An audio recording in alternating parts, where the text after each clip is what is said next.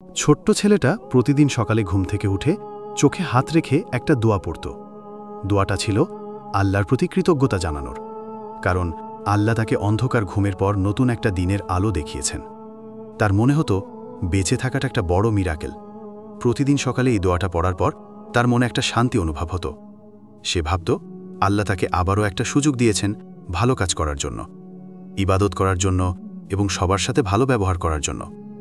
এই দোয়াটা তাকে সবসময় আল্লাহর কথা মনে করিয়ে দিত এবং তাকে ভালো পথে চলতে উৎসাহিত করত। এই দোয়ার বরকতে তার জীবনটা খুব সুন্দর হয়ে উঠেছিল এবং সে সবসময় সুখ অনুভব করত। সে বুঝতে পেরেছিল যে আল্লাহর প্রতি কৃতজ্ঞ থাকলে জীবনটা অনেক সুন্দর হয়। আপনি বিভিন্নভাবে আপনার সন্তানকে দোয়া শেখাতে পারেন। যেমন আপনি নিজে দোয়া পড়ে শোনাতে পারেন এবং ওকে সাথে পড়তে বলতে পারেন।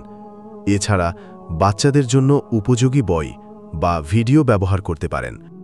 দোয়াগুলোর অর্থ বুঝিয়ে বললে ওদের মনে রাখতে সুবিধা হবে।